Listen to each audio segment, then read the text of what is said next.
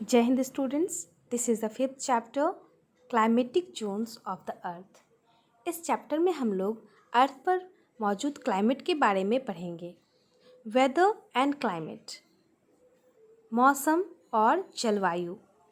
Have you ever wondered why we feel hot and sweaty on some days and cool and comfortable on others? क्या आप लोगों ने कभी ये अंदाज़ा लगाया है, सोचा है कि हम लोगों को क्यों कभी बहुत गर्मी लगती है और पसीना आता है, और कभी ठंड लगती है और कभी खुद को कंफर्टेबल फील करते हैं? ऐसा क्यों होता है? This is because the weather of a place changes every day. ऐसा इसलिए होता है क्योंकि प्रतिदिन हमारे वातावरण का मौसम बदलता रहता है। The type of weather and the sunlight reaching the earth changes during different months of a year. एक साल में कई 12 महीने होते हैं और 12 महीने के अलग अलग मौसम होते हैं, अलग अलग वेदर होते हैं। वो इसलिए होता है कि सनलाइट जो अर्थ पर जिस प्रकार पड़ता है उसी अकॉर्डिंग वहाँ का वेदर होता है। You already know that the movement of the earth around the sun causes seasons. आप लोगों ने पहले ही पढ़ा है, पहले से ही जानते हो कि अर्थ का जो मूवमेंट होता है उसी के अकॉर्डिंग, उसी के कारण सीजन्स बदलते हैं। India experiences all major seasons namely summer, winter, monsoon, autumn and spring. India में जो मेजर सीजन्स होते हैं उसका नाम है summer, winter, monsoon, autumn and spring. Summer जिसको कि गर्मी का मौसम कहते हैं, विंटर ठंड का मौसम, मानसून बारिश का मौसम, ऑटम पतझड़ और स्प्रिंग इसे कहते हैं वसंत ऋतु। The weather conditions prevailing in a large region over a long period of time is known as the climate of the region. जब किसी क्षेत्र का, जब किसी जगह का एक ही जैसा मौसम बहुत लंबे समय तक रह जाता है तो उसी को क्लाइमेट कहते हैं। The climate of a region determines the vegetation in the area, life of the people living in that region, their clothes and houses. और क्लाइमेट के अकॉर्डिंग ही वहाँ के वेजिटेशंस होते हैं, वनस्पति, पेड़ पौधे, और वहाँ के क्लाइमेट के अकॉर्डिंग ही लोगों का रहन सहन भी होता है, उसके कपड़े होते हैं और उसके घर होते हैं। जैसे अगर आज गर्मी पड़ रही हो और इसे कहेंगे हम वेदर, लेकिन अगर वही गर्मी का मौसम जैसे कि मार्च से ही, लास्ट मार्च से स्टार्ट हो जाता है और जून जुलाई तक रहता है, अगस्त तक रहता है, तो ये जो पूरा ड्यूरेशन हुआ सेम वेदर का उसे हम लोग क्लाइमेट कहेंगे। और जिस जगह का जैसा क्लाइमेट होता है वहाँ का वैसा रहन सहन, वहाँ का वैसा घर, लोगों के कपड़े होते हैं। जैसे अगर आप किसी ठंडे जगह पर चले जाओ तो वहाँ के लोग ठंड से बचने के लिए वूलन कपड़े पहनते हैं, और अगर आप गर्मी के, जहाँ गर्मी बहुत अधिक पड़ती है वहाँ पर अगर चले जाओ तो वहाँ देखोगे कि गर्मी से राहत देने वाला कपड़ा लोग पहनना पसंद करते हैं। और उसी के अकॉर्डिंग लोगों का घर भी होता है। जहाँ बहुत अधिक बर्फ़ पड़ती है वहाँ के लोग घर स्लोपिंग रूफ़ वाला बनाता है ताकि बर्फ़ उस पर जमा ना हो पाए। तो ऐसे ही बहुत सारे एग्जाम्पल्स हैं। Now factors affecting the climate of a place. किसी भी प्लेस के क्लाइमेट को कौन कौन इफेक्ट करता है, कौन प्रभावित करता है? The climatic patterns of no two places on the earth are the same. पृथ्वी पर दो जगहों का क्लाइमेटिक पैटर्न सेम नहीं होता है। Scientists study several factors in order to understand the climatic trend of a place. वैज्ञानिक बहुत स्टडी कर रहे हैं उसके फैक्टर को जानने के लिए, समझने के लिए कि क्लाइमेटिक ट्रेंड क्या है, किसी भी प्लेस का क्लाइमेटिक ट्रेंड क्या है। The climate of a place is influenced by different factors. अलग अलग प्रकार के फैक्टर से वो प्रभावित होता है हमारा क्लाइमेट? किन किन चीज़ों से होता है? तो the distance from the equator और the latitude of a place determines its climate. हम लोगों ने पहले ही पढ़ा, इक्वेटर पढ़ा है, लैटिट्यूड पढ़ा है, लॉन्गिट्यूड पढ़ा है। तो किसी भी जगह का इक्वेटर से कितना दूरी पर है, वो जगह कितने डिस्टेंस पर है, तो इक्वेटर से डिस्टेंस कितना है ये भी उसके क्लाइमेट को प्रभावित करता है। Places further from equator experience a cooler climate, क्योंकि सन का रेज डायरेक्ट कहाँ पड़ता है? इक्वेटर पर पड़ता है। और जो इक्वेटर से दूर होगा जो प्लेस, वहाँ पर क्लाइमेट क्या होगा? ठंडा होगा। This is because places near the equator receives direct sunlight and therefore experience hot climate. और जो इक्वेटर पर होगा वहाँ पर सबसे अधिक गर्मी वाला क्लाइमेट होगा, हॉट क्लाइमेट होगा, क्योंकि सनलाइट डायरेक्ट इक्वेटर पर ही पड़ता है। Okay, places away from the equator receive slanting rays from the sun which are less intense and therefore experience a cooler climate। जो इक्वेटर से दूर होगा जो प्लेस, तो वहाँ सन का लाइट स्लैंटिंग पड़ेगा, तिरछी किरणें पड़ेंगी, तो जिस वजह से वहाँ का मौसम क्या होगा? ठंडा होगा, वहाँ का जलवायु ठंडा होगा। This is why Antarctica is frozen throughout the year and tropical rain forest are hot and wet. और यही रीज़न है कि अंटार्कटिका पूरा साल वो जमा हुआ ही रहता है, वो बर्फ़ से ही ढका रहता है। और जो ट्रॉपिकल रेन फॉरेस्ट हैं वहाँ हमेशा गर्मी होती है और वेट होता है, दैट मीन्स कि बारिश अधिक होती है। The altitude of a place also effects it's climate. और वहाँ का अल्टीट्यूड भी उसके क्लाइमेट को इफेक्ट करता है। Locations at a higher altitude have colder temperatures. Hilly areas have a cooler climate than the plains. हम लोग जितने ऊंचे स्थान पर जाएंगे, जैसे जैसे हम लोग हायर डिस्टेंस कवर करेंगे, तो वहाँ पर क्लाइमेट ठंडा होगा। और यही रीज़न है किसी भी हिली एरियाज़ यानी कि पहाड़ी क्षेत्र वो ठंडा होता है प्लेन की अपेक्षा, क्योंकि प्लेन से उसका जो बेस होता है वो काफ़ी हाई होता है, ऊंचा होता है।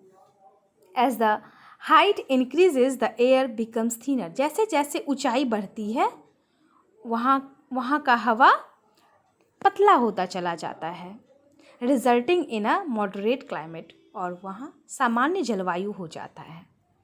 For example, a hill station like Nainital has cooler summers than Delhi because Nainital is located at a higher altitude। Example के तौर पर, उदाहरण के लिए, एक पहाड़ी क्षेत्र, एक हिल स्टेशन जैसे कि नैनीताल, वहाँ जो गर्मी का मौसम होगा वो दिल्ली के अपेक्षा ठंडा होगा, क्योंकि नैनीताल हायर अल्टीट्यूड पर स्थित है। The places that are located at high altitudes receive snowfall and remain covered with snow even during summer। और जो ऐसा जगह जो कि हायर अल्टीट्यूड पर मौजूद होता है, स्थित होता है, वहाँ स्नोफॉल अधिक होता है, बर्फ़ का गिरना अधिक होता है। और गर्मी के मौसम में भी, समर सीज़न में भी, वहाँ बर्फ़ से घिरा हुआ रहता है, बर्फ बिछा हुआ रहता है वहाँ। The distance from the sea is another important factor that determines the climate of a place. कोई भी प्लेस का डिस्टेंस सी से कितना है, समुद्र से कितना है, ये भी इम्पॉर्टेंट है किसी भी जगह के क्लाइमेट के लिए। Oceans heat up and cool down much more slowly than land. Ocean यानी वाटर बॉडीज जो हैं वो धरती के अपेक्षा थोड़ा धीरे ठंडा होता है। Therefore places near the sea experience a moderate climate and places inland experience an extreme climate. और यही वजह है, इसीलिए जो समुद्र के पास वाला जगह होता है वहाँ का क्लाइमेट मॉडरेट होता है, और जो समुद्र से दूर का जगह होता है वहाँ का जलवायु एक्सट्रीम होता है। For example, Goa experiences a moderate climate while places located far away from the sea like Delhi have extreme climates।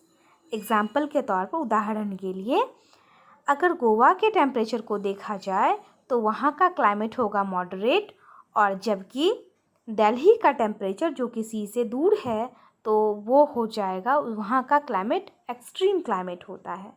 Oceans and seas regulate the climate of the areas around them by absorbing the sun's heat. During the day, the land heats up faster than the sea.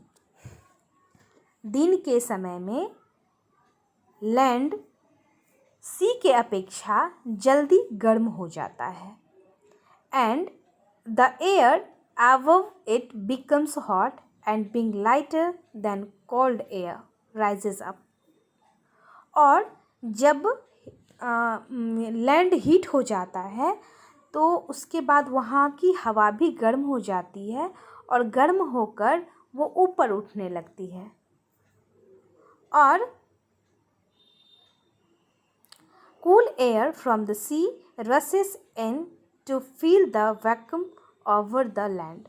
और जो land पर की हवा गर्म होकर ऊपर उठने लगती है तो वहाँ पर के खाली जगह को फील करने के लिए समुद्र से ठंडी हवा जाकर उस जगह को भर देती है।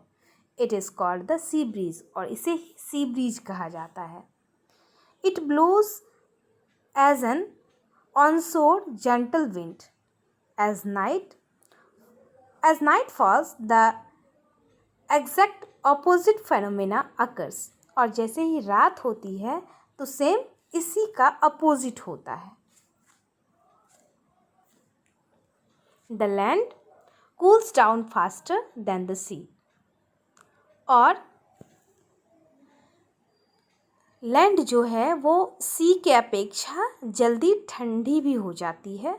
The warm air above the sea rises up and cooler air from the land rushes in to take its place. और जब रात में समुद्र के ऊपर की गर्म हवा ऊपर उठने लगती है तो वहाँ के खाली जगहों को भरने के लिए लैंड पर का ठंडा हवा उस जगह को कवर कर लेता है। This is called land bridge, और इसे लैंड ब्रिज कहा जाता है। द डायरेक्शन ऑफ विंड, हवा की दिशा भी इसे इफ़ेक्ट करती है। Also effects the climate of a place.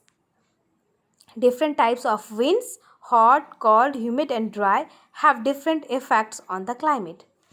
गर्म हवा, ठंडी हवा, ह्यूमिड एंड ड्राई, ये सभी क्लाइमेट को इफ़ेक्ट करती है, जलवायु को प्रभावित करती है। Monsoon winds decrease the temperature leading to humidity and rain, while desert or dry winds make a place duster and hotter। Monsoon wind बरसात के मौसम की हवा वो टेम्परेचर को ठंडा करती है, और जबकि गर्मी के मौसम में जो गर्म हवा होती है और ह्यूमिडिटी होती है वो बढ़ती है, और वही किसी भी डेजर्ट के, मरुभूमि के विंड्स को वो ड्राई कर देती है, और डस्टर, दैट मीन्स कि वहाँ गर्म हवा होने के वजह से और पानी की कम मौजूदगी होने के वजह से रेती, आपको तो ये पता ही है कि रेगिस्तान में बालुई मिट्टी होती है, बिल्कुल सैंडी होता है, तो वो बिल्कुल डस्ट की तरह हो जाता है। Winds that blow from hot places increases the temperature, and winds that blow from cold places reduce the temperature।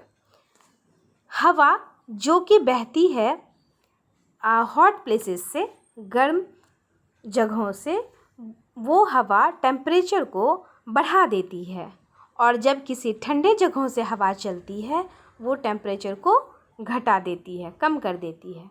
The dry and hot winds of Rajasthan make Delhi hot in summer. और राजस्थान से उठने वाली गर्म हवा दिल्ली को गर्म कर देती है समर सीजन में। And the winds from the Himalayas make the city cold in winter. और हिमालय से उठने वाली ठंडी हवा दिल्ली शहर को ठंडा कर देती है। Next, climatic zone of the earth. Earth पर climatic zone. On the basis of latitude and overall climatic patterns, the world can be divided into 3 major heat zones. These zones are also referred to as temperature zone.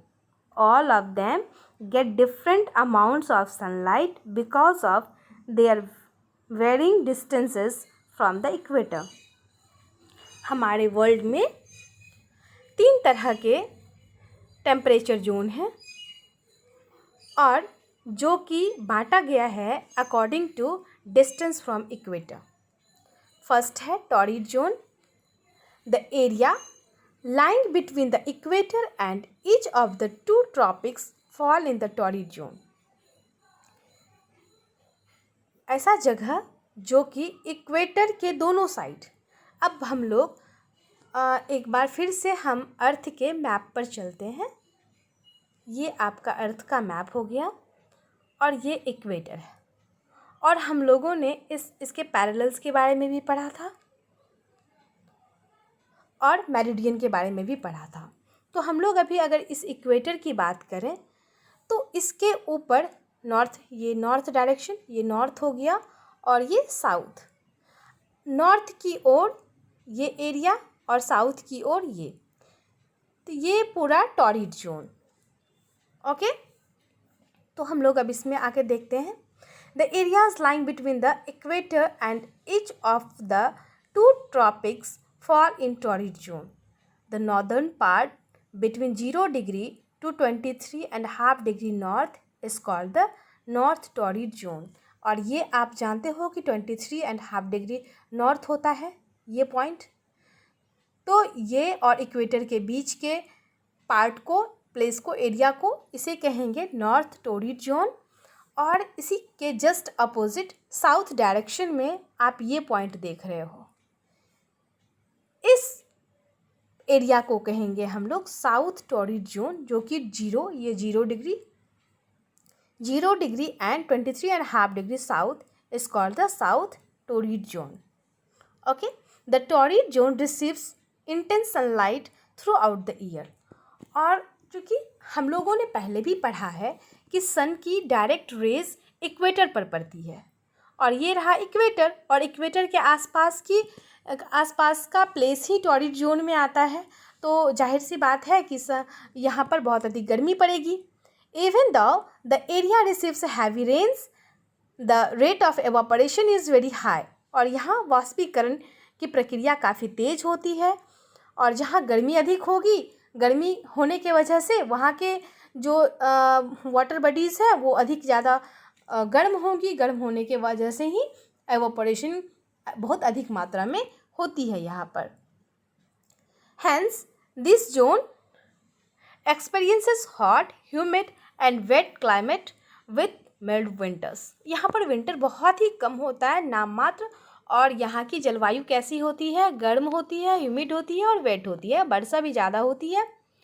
The torrid zone has equal days and nights throughout the year. और torrid zone में दिन और रात throughout the year same रहता है, equal रहता है। Next, temperate zone. The temperate zone extends from the Tropic of Cancer to the Arctic Circle 66.5 degree north in the northern hemisphere, and from the Tropic of Capricorn to the Antarctic Circle 66.5 degree south in the southern hemisphere. These are called northern temperate zone and southern temperate zone respectively. और अगर इसको भी अगर हम लोग map पर देखें तो हम लोगों ने इसे पहले ही ग्लोब पर अर्थ के मैप पर हम लोगों ने क्या देखा कि 23 डिग्री था। ये इक्वेटर है, ये 23 आपके इसके पैरेलल्स पे है। और आप ये जानते हो कि ये नॉर्थ में ये आ जाता है आपको 66 हाफ डिग्री नॉर्थ, और ये आपको इसके नीचे यहाँ आ जाता है 66 एंड हाफ डिग्री साउथ। तो ये आपका ये जो हो गया, ये आपका हो गया टेम्परेट जोन, और जो आपके नॉर्थ डायरेक्शन में पड़ता है वो नॉर्थ टेम्परेट जोन, एंड जो साउथ डायरेक्शन में पड़ता है वो south temperate zone. The temperate zone normally has a drier and cooler climate than the torrid zone. और चूँकि वो इक्वेटर से दूर है, तो इक्वेटर से दूर होने के वजह से वहाँ पर डायरेक्ट सन की रेज तो नहीं पहुँचेंगी, जिसके वजह से वहाँ का क्लाइमेट कूलर होता है, ठंडा होता है। A greater difference between summer and winter temperatures can be found in this zone. इस जोन में आपको समर और विंटर में काफ़ी टेम्परेचर में डिफरेंस देखने को मिलेगा, अंतर देखने को मिलेगा। There is also a major difference in the hours of daylight that this zone receives during various seasons. During summers the days are long and nights are short, while it is just the opposite during winters. आप लोगों को वहाँ पर दिन और रात में भी काफ़ी अंतर दिखाई देखने को मिलेंगे। और जैसे कि समर में during summer days are long, दिन बहुत लंबा होता है और रात छोटी होती है, और इसके जस्ट अपोजिट विंटर में होता है। दैट मीन्स विंटर में क्या होता होगा कि डेज शॉर्ट और नाइट लॉन्ग। नेक्स्ट है frigid zone. Frigid zone, the frigid zone lies between the Arctic Circle and the North Pole, 90 degree north in the northern hemisphere, and between the Antarctic circle and the South Pole, 90 degrees south in the southern hemisphere. In the north, it is called the North Frigid Zone, and in the south, it is known as the South Frigid Zone. This zone receives slanted sun rays, that is low intensity of sunlight. As a result, the area experiences an extremely cold climate. एक बार फिर से हम लोग map की ओर बढ़ें तो देखिए ये मैप है, और ये इक्वेटर है, ये नॉर्थ पोल है, और ये साउथ पोल है, और ये आपको 90 डिग्री नॉर्थ और ये 90 डिग्री साउथ। तो ये पार्ट, ओके, ये पार्ट और साउथ में ये पार्ट, ये आपको फ्रिजिड जोन में आता है। आप यहाँ देख सकते हो 90 degree north and 90 degree south. ये आपको नॉर्दर्न हेमिस्फीयर और ये साउदर्न हेमिस्फीयर। जो नॉर्दर्न हेमिस्फीयर में पड़ने वाले प्लेसेस को कहेंगे नॉर्थ फ्रिजिड जोन, और जो साउथ पार्ट में है इसे कहेंगे हम लोग साउथ फ्रिजिड जोन। ओके, और यहाँ पर आप देख सकते हो कि इक्वेटर से ये काफ़ी दूर है, और इस पॉइंट पर सनलाइट डायरेक्ट नहीं पड़ती है, जिस वजह से कि ये दोनों प्लेसेस काफ़ी ठंडा होता है यहाँ पर। ओके, तो अब हम लोग एक बार रिकॉल करते हैं कि इस चैप्टर में हम लोगों ने क्या क्या पढ़ा। इस चैप्टर में हम लोगों ने पढ़ा क्लाइमेटिक जोन्स ऑफ द अर्थ। इसमें हम लोगों ने 3 जोन के बारे में पढ़ा। टॉरिड जोन जो कि बहुत अधिक गर्म होता है, और एक टेम्परेट जोन। टॉरिड जोन गर्म क्यों होता है? क्योंकि ये बिल्कुल इक्वेटर के आसपास का जगह होता है, इक्वेटर के बिल्कुल इसके ऊपर और इसके नीचे का जगह होता है। ओके, इसी वजह से। और टेम्परेट जोन क्या होता है? इससे थोड़ा सा दूर होता है इक्वेटर से, जिस वजह से यहाँ टॉरिड जोन के अपेक्षा कम गर्मी पड़ती है। ओके, और फ्रिजिड जोन जिस पर कि बहुत अधिक ठंड पड़ती है, जहाँ पर लगभग बर्फ़ से ही ढका हुआ होता है, क्योंकि ये बिल्कुल नॉर्थ पोल पर होता है और नीचे साउथ पोल पर होता है, जहाँ पर सनलाइट डायरेक्ट नहीं पहुँचती है। और इसमें हम लोगों ने क्या पढ़ा कि फैक्टर्स अफेक्टिंग क्लाइमेट को अफेक्ट करने वाले फैक्टर्स कौन कौन से हैं? डिस्टेंस फ्रॉम इक्वेटर, किसी भी जगह के क्लाइमेट को प्रभावित करता है इक्वेटर से उसका डिस्टेंस कितना है, और अल्टीट्यूड, हायर अल्टीट्यूड, जितना हायर अल्टीट्यूड पर होगा वहाँ अधिक ठंड होगा, और जैसे जैसे लोअर अल्टीट्यूड पर आएगा तो वहाँ का टेम्परेचर ज़्यादा होगा। और direction of the wind, wind का डायरेक्शन, हवा की दिशा भी ये किसी भी क्लाइमेट को प्रभावित करता है, किसी भी जगह के क्लाइमेट को प्रभावित करता है। डिस्टेंस फ्रॉम सी, किसी भी प्लेस का सी से क्या डिस्टेंस है वो भी वहाँ के क्लाइमेट को प्रभावित करता है। Okay, thank you.